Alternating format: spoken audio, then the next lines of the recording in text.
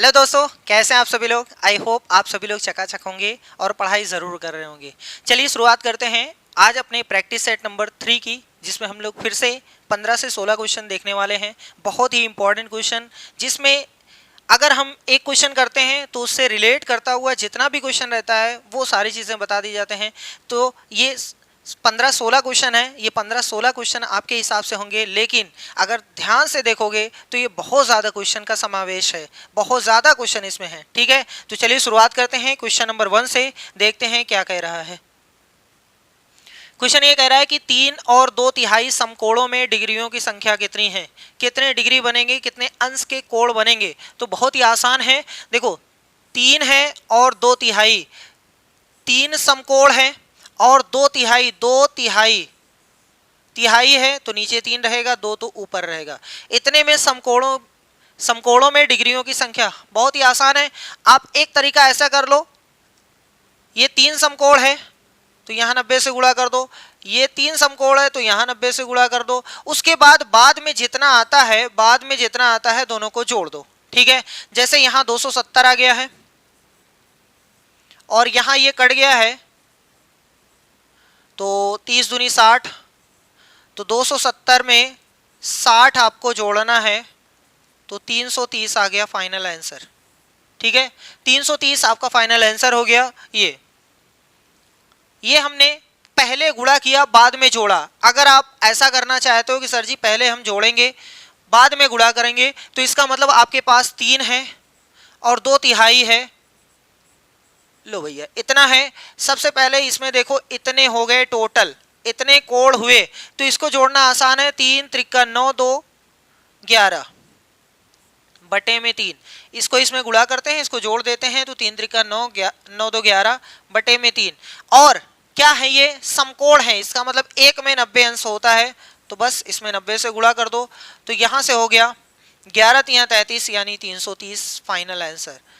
आप चाहे जैसे करो, दोनों आंसर सही है। चाहे पहले 90 से गुणा करके बाद में उसके बाद जोड़ दो, या फिर पहले जोड़ करके बाद में गुणा कर दो, तब भी सही है। ठीक, तो ये क्वेश्चन है, कुछ भी पूछा जा सकता है आपसे। 3 उसके बाद 4/3 या 3/4 कुछ भी पूछा जा सकता है, ऐसे ही करना है। चलो नेक्स्ट क्वेश्चन की ओर। कह रहा अक्षरों VXMNT में से किन में क्रमशः न्यूनतम और अधिकतम सममित रेखाएं हैं।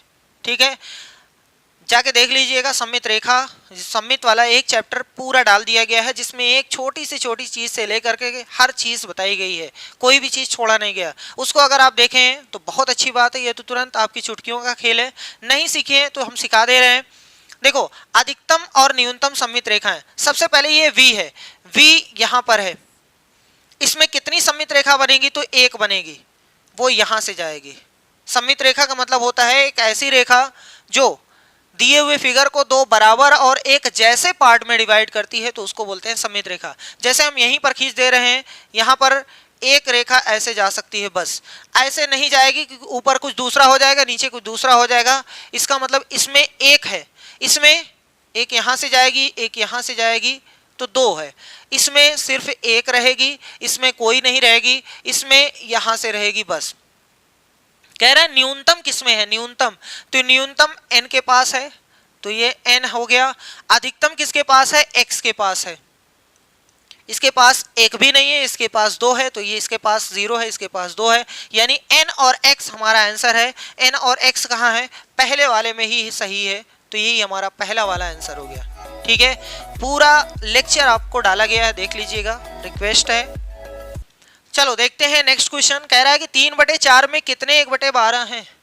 अगर हम कहें कि 100 रुपए में कितने 10 वाली नोट बनेगी, तो बहुत ही आसान है। आपके पास 100 रुपया है, कितनी नोट, कितनी वाली नोट, 10 रुपए वाली ने, तो 10 से भाग दे दो, उत्तर समझ में आ जाएगा। सर जी 10 नोट बनेगी। कोई कहे कि सर जी हमारे पास 700 रुपए है, बताओ इसमें 50 वाली कितनी नोट बनेगी, तो 50 से भाग दे दो, 0 कट गया, यहाँ से 14 आ गया, इसका मतलब 14 नोट बनेगी। मतलब जितने रुपए हैं उतने में से जितना आपको नोट बनाना है, जितने वाली, उतने से भाग दे दो, उत्तर आ जाएगा। तो इसका मतलब ये कह रहा है कि इतने में कितने 1/12 बनेंगे, तो इतने में इतने से भाग दे दो।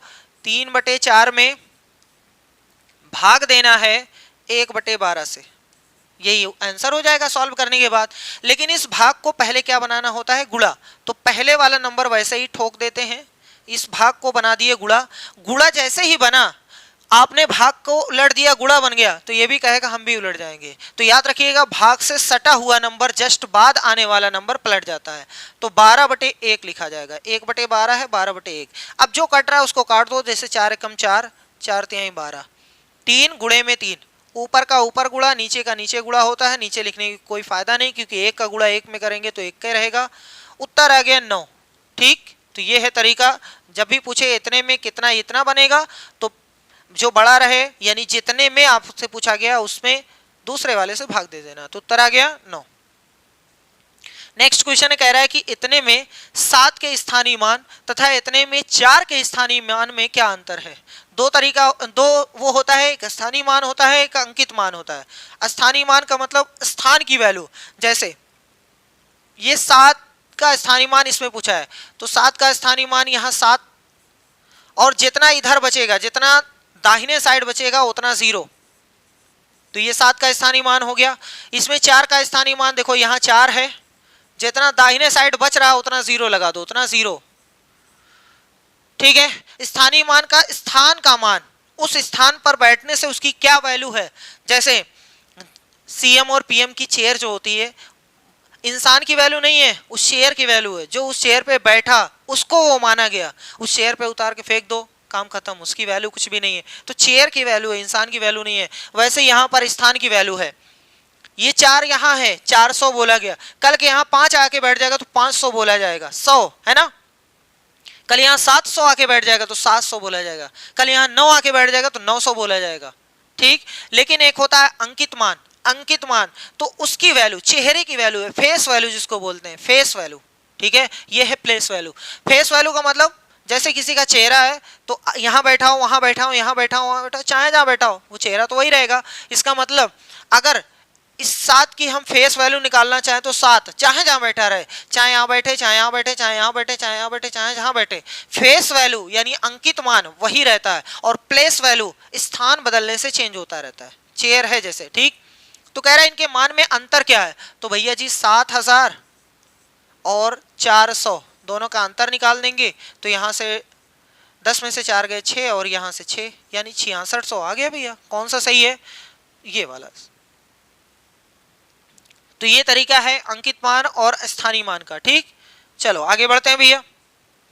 क्वेश्चन कह रहा है कि गुणनफल इतने में से, इतने के गुणनफल में से क्या घटाया जाए ताकि परिणाम उतना प्राप्त हो। अच्छा, पहले हम इनका गुणनफल तो निकाल लें। 105 में 806 से गुणा करना है, तो 806, 105 ऊपर नीचे कुछ भी कर सकते हो। ठीक, 5 छक 30, 5 अठे 40, 0 से यहाँ से 6 आ जाएगा, यहाँ से 0, यहाँ से 8, तो 0 3 6 4 8 ये आ गया है। 84630, 84630, ये इसके गुणनफल में से क्या घटाया जाए। नहीं पता है ना आपको क्या घटाया जाए, मान लो कि x घटाया जाए। ठीक, तो कह रहा है परिणाम 83902 प्राप्त हो, काम खत्म। इसी x का मान आपको निकालना है, वही आपका आंसर हो जाएगा। तो इस x को उधर कर लो, क्योंकि -x है, उधर जाएगा +x हो जाएगा, आराम से आंसर दे देगा। और इस चीजाजान को इधर बुला लो। ठीक, तो यहाँ 84630, ये प्लस में है तो माइनस में आ जाएगा। 83902 इज इक्वल टू में ये -x है, उधर जाएगा तो +x हो जाएगा। यही फाइनल x का आंसर हो गया। 84,630 में से 83,902 निकालना है। घटाना बहुत आसान है, अगर आप ऊपर नीचे करना चाहते हो तो ऊपर नीचे कर लो, डायरेक्ट करना जानते हो तो डायरेक्ट कर लो। देखो 10 में से 2 गए 8, जिसके लास्ट में 8 है वही हमारा आंसर सही है, काम खत्म। पूरा करने की कोई जरूरत नहीं है, पूरा करने की कोई जरूरत नहीं है। 10 में से 2 गए 8 हमारा फाइनल आंसर हो गया। क्या जरूरत है हम पूरा करें, पूरा टाइम लगेगा, उससे अच्छा है कि थोड़ा सा ही देख लिए, काम खत्म हो गया। ऐसे करोगे तभी पेपर पूरा कंप्लीट हो पाएगा विद इन टाइम, है ना भैया। चलो नेक्स्ट क्वेश्चन कह रहा है कि 3/4, ये तो बहुत ही आसान क्वेश्चन है, पता नहीं कैसे इसमें पूछा है, बहुत ही आसान है लेकिन थोड़ा सा कॉन्सेप्ट है, उस कॉन्सेप्ट को सीख लो, उसके बाद कभी भी आपसे कोई क्वेश्चन मिस नहीं होगा। में कह रहा है कि सबसे बड़ी और सबसे छोटी, यहाँ पर छोटी रहेगी, सबसे बड़ी और सबसे छोटी भैया यहाँ छोटी रहेगी, भिन्न क्रमशः है, यानी सबसे पहले बड़ी होनी चाहिए फिर उसके बाद सबसे छोटी होनी चाहिए। देखो ऊपर छोटा नीचे बड़ा, ऊपर छोटा नीचे बड़ा, ऊपर छोटा नीचे बड़ा, ऊपर छोटा नीचे बड़ा, ऊपर बड़ा नीचे छोटा, ये चारों एक जैसी हैं, ऊपर छोटा है नीचे बड़ा है, इसका मतलब प्रॉपर फ्रैक्शन है, यानी कि सम भिन्न है, उचित भिन्न जिसको बोला जाता है। सही है। प्रॉपर फ्रैक्शन हमेशा इम्प्रॉपर से छोटी होती है। इम्प्रॉपर किसे कहते हैं? जिसके ऊपर बड़ा नीचे छोटा। अगर कोई भी ऐसी फ्रैक्शन है जिसका ऊपर बड़ा नीचे छोटा तो उसको इम्प्रॉपर बोलते हैं, और अगर ऊपर छोटा नीचे बड़ा है तो उसको क्या बोलते हैं? प्रॉपर। हमेशा इम्प्रॉपर प्रॉपर से बड़ी होती है हमेशा। तो ये अकेली प्रॉपर है, सॉरी ये इम्प्रॉपर है, ये चारों प्रॉपर हैं, इसका मतलब ये चारों से ये बड़ी है, ये सबसे बड़ी है। जब ये सबसे बड़ी है तो सबसे बड़ी 3/2 यही है, और किसी में नहीं है, तो यही फाइनल आंसर हो गया। इतनी ही देर का था ये क्वेश्चन, समझ में आ रहा है? प्रॉपर है, प्रॉपर है, प्रॉपर है, प्रॉपर है, उचित उचित उचित उचित, ये है विषम। जब ये विषम वाली उचित से बड़ी होती है तो ये अकेली है ना, इसका मतलब सबसे बड़ी है, तो वो बोला सबसे बड़ी पहले होनी चाहिए, सबसे बड़ी 3/2 इसी में है, काम खत्म हो गया। सही है। और अगर सर जी यहां तक तो समझ में आ गया है कि 3/4, 4/5, 1/2, 5/6 ये सब छोटी हैं, लेकिन इसमें सबसे छोटी आप बताइए, तो बहुत आसान है। देखो ध्यान से देखना, इन दोनों का अंतर 1 का है, इन दोनों का अंतर 1 का है, इन दोनों का अंतर 1 का है, इन दोनों का अंतर 1 का है, मतलब ऊपर और नीचे का अंतर 1 का है। अगर अंतर बराबर रहे, अगर अंतर बराबर रहे तो जिसका ऊपर वाला बड़ा वो बड़ा माना जाएगा, जिसका ऊपर वाला छोटा वो छोटा माना जाएगा। मतलब सिर्फ ऊपर वाला देखो या सिर्फ नीचे वाला देखना है। यहाँ ऊपर 3 है, 4 है, 1 है, 5 है, सबसे छोटा 1 है, इसका मतलब ये सबसे छोटी। अगर नीचे वाला आपको देखना है तो 4 है, 5 है, 2 है, 6, सबसे छोटा ये है। सही है। अगर लाइन से लिखना है, आरोही अवरोही में लिखना है, तो इसका मतलब सबसे छोटा है ये पहले नंबर पे रहेगा। अगर छोटे से बड़े की ओर लिख रहे हो तो सबसे छोटा है, उसके बाद ये है, उसके बाद ये है, उसके बाद ये है, काम खत्म। सही है, समझ में आया? अगर अंतर बराबर है तो हमें क्या करना है? सिर्फ ऊपर वाला देखना है या फिर सिर्फ नीचे वाला देखना है। ऊपर वाले में जो बड़ा वो बड़ा, जो छोटा वो छोटा। नीचे वाला अगर आप देख रहे हो तो जो नीचे छोटा वो छोटा, जो बड़ा वो बड़ा। नेक्स्ट क्वेश्चन कह रहा है कि 6 घंटों में सेकेंडों की संख्या निम्नलिखित में से किसकी मिनटों की संख्या के बराबर है? सबसे पहले हमें 6 घंटों में सेकेंडों की संख्या लिखना है। 6 आवर्स है, अगर हम 60 मिनट से गुणा कर दें तो ये मिनट बन गया। अब ये हमारे पास इस मिनट को हम हटा रहे हैं, इस मिनट को हटा रहे हैं, यहां लिख दिए 60 सेकेंड। सही है, समझ में आ रहा है? चलो ये वाला लिख दे रहे हैं, नहीं तो 6 घंटा था, इस घंटे को हटाया हमने, यहां 60 मिनट लिख दिया। इस मिनट को हमने हटाया, 60 सेकंड लिख दिया। इतना सेकंड है, इतना सेकंड है। गुणा करना चाहे तो ये 0, ये 0, 2 0 ठोक दो लास्ट में। 6 6 6 6 का 6 बार गुणा, सॉरी 6 का 6 में गुणा करो 36, 36 का 6 में करोगे 216। इतना सेकंड 6 घंटे में इतना सेकंड है। अभी कह रहा है ये निम्नलिखित में से किसकी मिनटों की संख्या, इसमें से किसके मिनट की संख्या इतनी है 21,600, वो ऑप्शन सही होगा। तो चलो देखते हैं। 12 दिन, 12 दिन है भैया, मिनट तक पहुंचना है। दिन को हटा रहे हैं क्योंकि एक दिन में 24 घंटे होते हैं, तो घंटे तक पहुंच गए। घंटा नहीं, मिनट तक पहुंचना है। तो 12 गुणे में 24, इस घंटे को हटाया। एक घंटे में कितना मिनट होता है? तो 60 मिनट। अब हम लोग मिनट तक पहुंच चुके हैं। क्या ये चीज इसके बराबर है?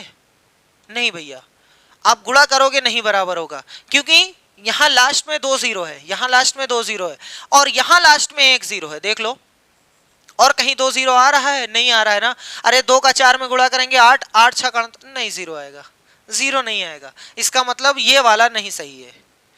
इसमें देखते हैं 14 वाले में। 14 वाले में क्या बदलेगा, बस यही तो बदल रहा है, 12 था 12 था 12 था, यहाँ क्या हो जाएगा 14, 14 गुणे 24 गुणे 60, इतना मिनट। क्या इसमें डबल जीरो आ सकता है, उस इसमें आया है, इसमें आ सकता है डबल जीरो, नहीं आ सकता है, देख लीजिएगा ये भी नहीं सही है। 15 वाले में देखते हैं, 15 वाले में 15 बदलेगा, अरे यही तो बदलेगा, तो 15 गुणे में 24 गुणे में 60, इसमें आ जाएगा, देख लीजिएगा मेहनत से, देखो ये एक जीरो आ गया, 15 छक्का कितना होता है 90, और गुणे में अभी 24 बच रहा है, 24 नवा 144 होता है, 24 नवा 216 होता है, हाँ 216 होता है, 24 नवा 216, डबल जीरो के साथ इतना मिनट, इसका मतलब 15 वाले में बराबर आया है 15 वाले में, ठीक, तो 15 दिन ये सही है। आपको सारे ऑप्शंस को चेक करना है, ये तो आपकी किस्मत अगर सही है तो डायरेक्ट पिक हो गया, नहीं तो आपको सभी ऑप्शन चेक करना पड़ेगा, 3 तो आपको चेक करना है, अगर तीनों नहीं सही तो चौथा वाला सही हो जाएगा, ठीक, इस तरीके से आपको करना है। चलो आगे बढ़ते हैं। भैया तुम कहाँ आ गए, तुम्हें भी पढ़ना है क्या, क्लास 1 to 5 चलो देखो, एक पलड़े में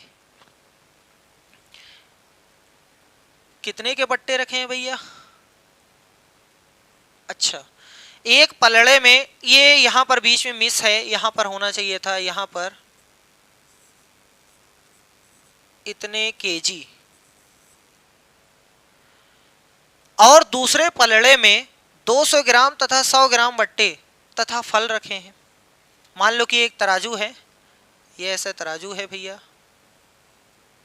ये कुछ ऐसा पता नहीं कैसे रहता था, पुराने लोग यही यूज़ करते थे, अब कैसे था नहीं बन पा रहा है, मान लो ये है, एक तरफ रखा है 2.5 किलो, एक तरफ सनी देओल का हाथ रखा है 2.5 किलो, ठीक है, मान लो कि इधर 1/2 kg रखा हुआ है, दूसरे में 200 ग्राम, ठीक है 200 ग्राम रखा हुआ है, साथ में 100 ग्राम, ये दोनों रखा हुआ है, तथा फल रखे हैं और साथ में ये फल भी रखा है, अच्छी बात है। फलों का वजन कितना है ये आपको बताना है, फलों का वजन कितना है, तो बहुत ही आसान है, देखो ये फल का वजन इधर और इधर का दोनों बराबर है, पहले बाट देखो, बाट 2 सही 1/2 किलोग्राम है, ठीक है, 2 सही 1/2 किलोग्राम का मतलब होता है 2 दूनी 4 1 5, 5/2 किलोग्राम। क्या यहाँ तक समझ में आया, यहाँ तक समझ में आ रहा है। हम ग्राम में चेंज करना चाहते हैं तो 5/2 ठोक दिए, किलोग्राम में 1000 ग्राम होता है, सही है। ये देखो यहाँ से कट गया 500 और यहाँ से गुणा करेंगे तो 2500।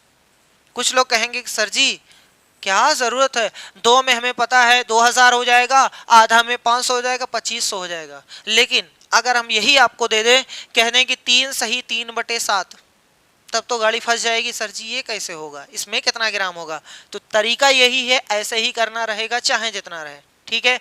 तो एक तरफ 2500 ग्राम रखा है,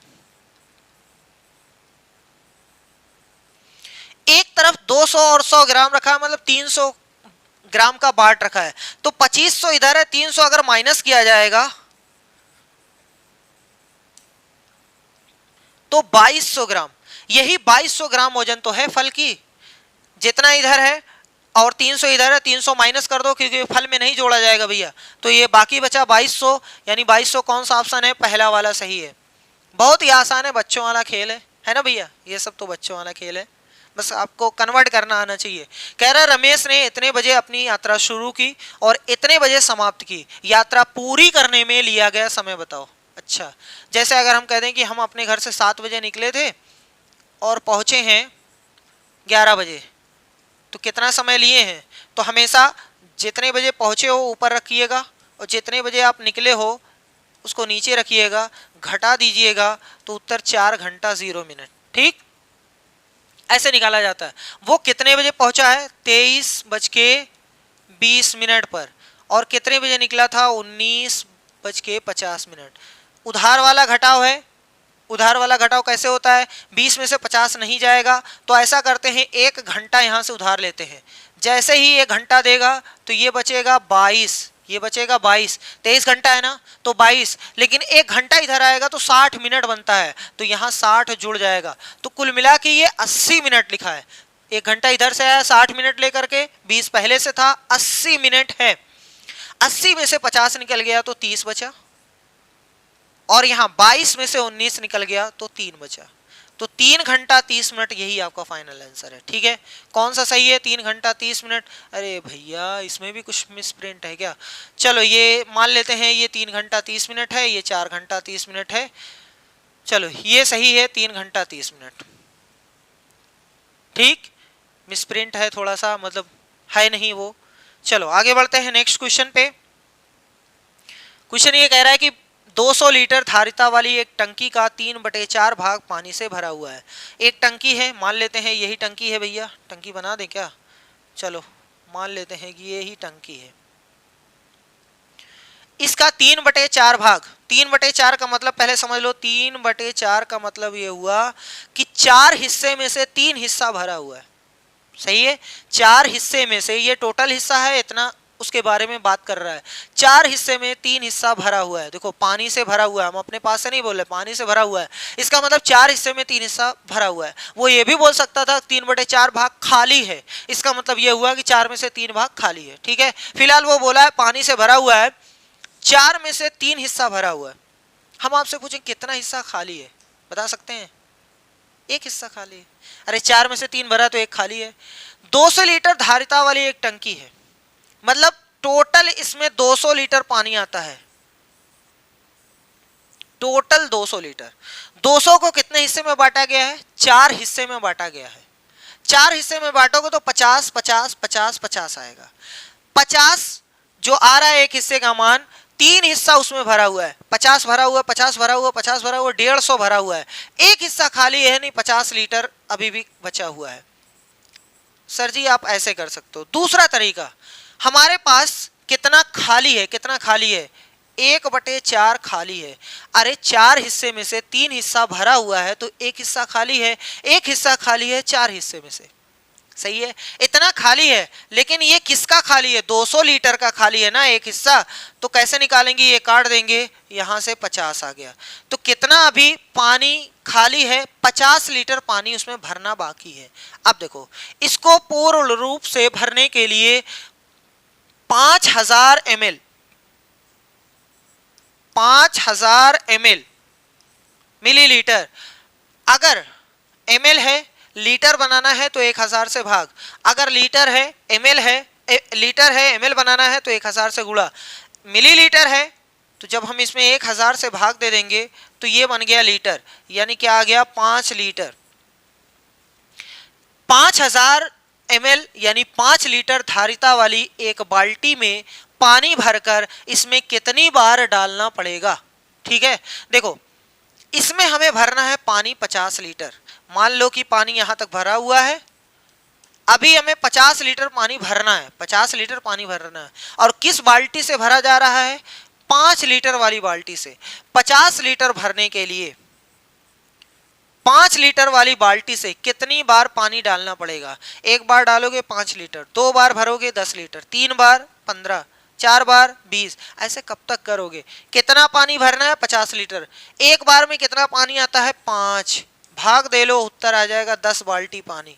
सही है, सबसे सिंपल है ना, तो उत्तर आ गया 10 बाल्टी, यानी 10 बार भरना पड़ेगा। चलिए आगे, क्वेश्चन कह रहा है निम्न तालिका का अध्ययन कीजिए और सही कथन चुनिए। ठीक है भैया, अध्ययन करते हैं। विद्यार्थियों का पसंदीदा खेल है क्रिकेट है, वॉलीबॉल है, फुटबॉल है, बैडमिंटन। 90 75 55 60 विद्यार्थियों की संख्या है। विद्यार्थी केवल एक खेल पसंद करता है, ये याद रखना है। ठीक, आगे देखो, कह रहा है कि वॉलीबॉल पसंद करने वाले विद्यार्थियों की संख्या, वॉलीबॉल यानी 75, ये विद्यार्थियों की संख्या कितनी है भैया? 75, ये 75। बैडमिंटन पसंद करने वाले विद्यार्थियों की संख्या से कम है, बैडमिंटन 60 है, ये 60 है, ये कह रहा है ये कम है। ओहो हो, कहाँ कम है भैया? वो तो 60 है, ये 75 ज्यादा है, इसका मतलब ये गलत है। आगे, क्रिकेट पसंद करने वाले विद्यार्थियों की संख्या, क्रिकेट वाला है 90, यानी 90 की बात कर रहा है, 90 की। फुटबॉल पसंद करने वाले विद्यार्थियों की संख्या से 25 अधिक है, ये 25 अधिक है फुटबॉल से। फुटबॉल है कितना? 55, ये 55 है। तो क्या ये 25 अधिक है? नहीं भैया, 35 अधिक है। देख लीजिएगा, 90 में से 55 निकालेंगे 35 आएगा। ये भी गलत बोल रहा है। फुटबॉल पसंद करने वाले विद्यार्थियों की संख्या, फुटबॉल कितने हैं? 55। ये 55 की बात कर रहा है, 55 की। वॉलीबॉल पसंद करने वाले विद्यार्थियों की संख्या से 15 कम है। मतलब ये 55 जो है वॉलीबॉल से 15 कम है। वॉलीबॉल तो 75 है, ये 15 कम है। गलत भैया, हटाओ। तो ये वाला सही है। आपको चेक करने की कोई जरूरत नहीं है। अगर ये 3 गलत हो तो ये सही है। चेक कर लेते हैं। बैडमिंटन पसंद करने वाले विद्यार्थियों की संख्या, बैडमिंटन 60 है, यानी ये 60 की बात कर रहा है। क्रिकेट पसंद करने वाले विद्यार्थियों की संख्या का 2/3 है। क्रिकेट का 2/3 ये है। क्रिकेट का जब 2/3 करोगे तो इसका आंसर आएगा। क्रिकेट है कितना? 90। 90 का 2/3 हम लोग करते हैं। 90 का 2/3, 2/3 सही है। 3 एकम 3, 3 त्रिका 9, तो इतना आ गया। 30 गुणे में 2, 30 गुणे में 2, यानी उत्तर आ गया 60। ये सही बोला है। वैसे चेक करने की कोई जरूरत नहीं थी। जब 3 गलत है तो चौथा सही हो जाएगा। ठीक, चलो ऐसे अगर कोई ऑप्शन ना समझ में आए ना तो उसको छोड़ करके अगला चेक कर लिया करो। अगर वो गलत हो गया तो वही सही हो जाएगा। चलो नेक्स्ट क्वेश्चन की ओर बढ़ते हैं भैया। अगला क्वेश्चन कह रहा है गुणनफल इतने में क्या जोड़ा जाए ताकि परिणाम इतना प्राप्त हो। फिर वही घटाने वाला, ये जोड़ने वाला है। सबसे पहले 203 में 101 से गुणा करते हैं तो यहाँ 3, यहाँ 0, यहाँ 2, यहाँ 0, यहाँ इतना, यहाँ 3, यहाँ 0, यहाँ 2, यानी कि 3, यानी 5, यहाँ 0, यहाँ भी 0, यहाँ 2, 20 503 आ रहा है। 20 503, इसका गुणनफल इतना आ रहा है। इतने में क्या जोड़ा जाए? मान लो कि x जोड़ा जाए, और क्या। परिणाम कितना आना चाहिए? 20 614। किसका मान निकालना है? x का। तो x पॉजिटिव है, रहने दो, इसको हटाओ उधर। तो इधर x बचेगा बराबर में 20 614 माइनस में 20 530, 20 503। चलो भैया घटाते हैं। 4 में से 3 गए 1, जिसके लास्ट में 1 है वो सही हो सकता है। ये दोनों गलत। आगे 11 में से, अच्छा 1 में से 0 गए 1, यानी लास्ट में 11, इसमें तो 101 है, ये वाला सही है। खत्म, पूरा करना ही नहीं है। जब वहीं से कंफर्म हो जा रहा तो वहीं से कर देंगे। वैसे पूरा करेंगे तो 6 में से 5 गए 1, ये 111 आएगा। डायरेक्ट देख लो 111। ठीक, चलो अगले क्वेश्चन की ओर बढ़ते हैं। क्वेश्चन नंबर 13 क्या कह रहा है? नीचे दिए गए पैटर्न का अवलोकन कीजिए और अगली पंक्ति चुनिए। अच्छा भैया देखते हैं। देखो यहाँ पर 9 है, फिर माइनस है, फिर 1 है, भाग में 8 है, बराबर में 1 है। ठीक है। 98 है, 2 फिर 8, अच्छा सही है। 987 है, बहुत ही आसान है, बहुत ही आसान है। देखो यहाँ एक बार 9 है तो 1 लिखा है, यहाँ 9 है फिर 8 है, सही है। 2 अंक है तो 2 लिखा है, बहुत अच्छी बात है। ये सब में सेम है, ये सब में सेम है। आगे वाला अभी बता दे रहे हैं, आगे वाला अभी बता दे रहे हैं। देखो यहाँ 9 है, यहाँ 9 8 है, यहाँ 9 8 7 है। 1 अंक, 2 अंक, 3 अंक अगले में रहेगा, 4 अंक, 9 रहेगा, 8 रहेगा, 7 रहेगा, 6 रहेगा, सही है। माइनस है तो माइनस लगा दो। कितने अंक हैं? 4, तो ये 4 रहेगा। भाग में, सब में भाग है, सब में 8 है, बहुत अच्छी बात है। देखो यहाँ पहले 1 है, फिर 1 2 है, फिर 1 2 3 है, फिर 1 2 3 4 लिख दो आप, खत्म। 9 8 7 6 minus 4 divide by 8 is equal to 1 2 3 4। 1 2 3 4 इसमें भी है, इसमें भी है, लेकिन इसमें बहुत ज्यादा है तो ये बी वाला सही है। सही भैया। 9 8 7 6 डिवाइड सॉरी माइनस 4, हाँ सही है। बहुत ही आसान था, बस थोड़ा सा दिमाग आपको लगाना होता है, आंसर हो जाता है। कह रहे हैं निम्नलिखित में से कौन सा प्राथमिक गणित पाठ्यचर्या का भाग नहीं है? कौन सा ऐसा है इसमें जो प्राथमिक में जो गणित का सिलेबस है उसमें वो चीज नहीं है? प्रायिकता ये आपको क्लास 7th और 8th में देखने को मिलेगी, यहां नहीं है, इसका मतलब यही सही है। प्रतिमान पैटर्न वाला अभी अभी पिछला क्वेश्चन ये देखे हैं, ये क्या है? ये पैटर्न ही तो है, नीचे दिए गए पैटर्न को, है ना, ये पैटर्न का क्वेश्चन है, इसका मतलब आपको मिला है तो ये आपके सिलेबस में है। डेटा हैंडलिंग, और ये क्या था भैया? ये वाला क्वेश्चन क्या था? ये क्या था? ये डेटा हैंडल ही तो कर रहे थे, आंकड़ों को आप देख रहे थे ना, ये भी था। इसका मतलब ये हुआ है कि ये भी है सर जी। तो और कौन, ये भी है। अनुमान लगाना, एस्टिमेशन, वो भी तो है एस्टिमेशन। जैसे 599 होगा तो उसको मान लेते हैं 600, है ना, एस्टिमेशन वाला आता है ना। जब किसी संख्या मतलब जहां से आपको लेना है अगर वो 4 से अधिक है तो एक जोड़ देते हैं, और 4 तक है तो छोड़ देते हैं, यही करते हैं ना। चलो ये भी है, ये भी है, ये भी है, लेकिन प्रोबेबिलिटी नहीं है आपके सिलेबस में, प्राथमिक में। चलो ये कह रहा है कि यदि 5 अंकों वाली संख्या, 5 अंकों वाली सबसे बड़ी संख्या को सबसे छोटी अभाज्य संख्या में जोड़ा जाए तो हमें निम्न प्राप्त होगा। अच्छा भैया, 5 अंकों वाली सबसे बड़ी संख्या, सबसे बड़ी संख्या अगर हो तो 9 लिखते हैं। 1 अंकों की हो गई, 2 अंकों की हो गई, 3 अंकों की हो गई, 4 अंकों की होगी, 5 अंकों की हो गई। कह रहा है सब संख्या को सबसे छोटी अभाज्य संख्या, सबसे छोटी अभाज्य संख्या 2 है भैया, 2, सबसे छोटी अभाज्य संख्या 2 है, में जोड़ा जाए। ठीक है, जोड़ देते हैं। 9 2 11 हासिल 10, यहां से 10, यहां से 10, यहां से 10, 1,01,000 आ गया। 99,999 था, 2 रुपया जोड़ा गया, 1,01,000 आ गया। सही है, इतना आ गया। आगे बोला है तो हमें, ठीक है, निम्न प्राप्त होगा। इसमें से क्या प्राप्त होगा, ध्यान से देखिएगा। सबसे बड़ी 6 अंकों वाली विषम संख्या, सबसे बड़ी 6 अंकों वाली विषम संख्या, ये इसमें 6 अंक है, लेकिन ये क्या सबसे बड़ी संख्या है? सबसे बड़ी 6 अंकों की संख्या है? नहीं भैया, सबसे बड़ी 6 अंकों की संख्या होगी जब इसमें 6 बार 9 हो। ये है विषम संख्या 6 अंकों की सबसे बड़ी, इसका मतलब ये गलत है। सबसे बड़ी 6 अंकों वाली संख्या अभी अभी बता दिए नहीं है, सबसे छोटी 6 अंकों वाली विषम संख्या। हाँ भैया, ये है सबसे छोटी 6 अंकों वाली विषम संख्या। अगर आपको नहीं समझ में आ रहा तो इसको पढ़ लो, सबसे छोटी 6 अंकों वाली संख्या, ये भी तो नहीं है, ये सबसे छोटी 6 अंकों वाली संख्या है, यहाँ पर 0 होना चाहिए, इसका मतलब यही सही है। अब हम समझा दे रहे हैं ये क्या है, सबसे छोटी 6 अंकों वाली विषम संख्या, सबसे छोटी 6 अंकों की संख्या ये है, लेकिन ये विषम नहीं है, ये सम है, क्योंकि 2 से कट जा रही है। अब विषम हमें जाना है तो हम पीछे नहीं आ सकते हैं, पीछे आएंगे तो 5 अंकों की हो जाएगी, एक कम करेंगे तो पीछे आएंगे, ये 1,00,000 लिखा है, 99,999 हो जाएगा, जो 5 अंकों की हो जाएगी। तो इसका मतलब हमें 1 जोड़ना पड़ेगा, तो 1,00,000 में 1 जोड़ोगे तो 1,00,001 हो जाएगा, जो कि ऑप्शन सी में लिखा हुआ है। सही है, तो बहुत ही आसान था। चलिए लास्ट क्वेश्चन देखते हैं। लास्ट क्वेश्चन क्या फरमा रहा है, गणित की परीक्षा में 30 विद्यार्थियों द्वारा प्राप्तांक किए हैं, 30 विद्यार्थियों का प्राप्तांक है। बोला है 20 से कम अंक प्राप्त करने वाले विद्यार्थियों की संख्या।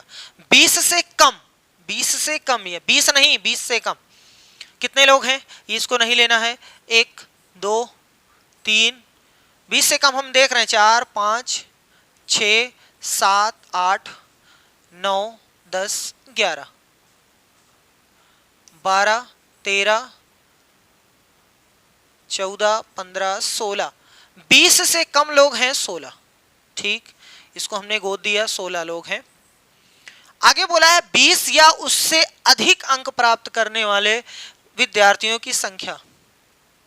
20 या उससे अधिक, 20 वाला भी चलेगा, 20 से अधिक भी चलेगा।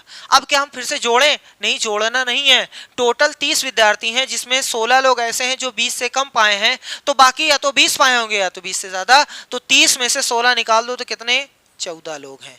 कह रहा है कि करने वाले विद्यार्थियों की संख्या में अंतर बताओ, अंतर। तो 16 और 14 का अंतर 2 आ गया, और क्या, खत्म। कौन सा सही है? बी वाला सही है। तो ये जितने भी क्वेश्चन थे कंप्लीट हुए। मिलते हैं नेक्स्ट प्रैक्टिस सेट में, जो कि चौथा होगा। एकदम वीडियो को कंप्लीट देखा करो, तभी कुछ समझ में आएगा। ठीक है, मिलते हैं नेक्स्ट वीडियो में, तब तक के लिए धन्यवाद।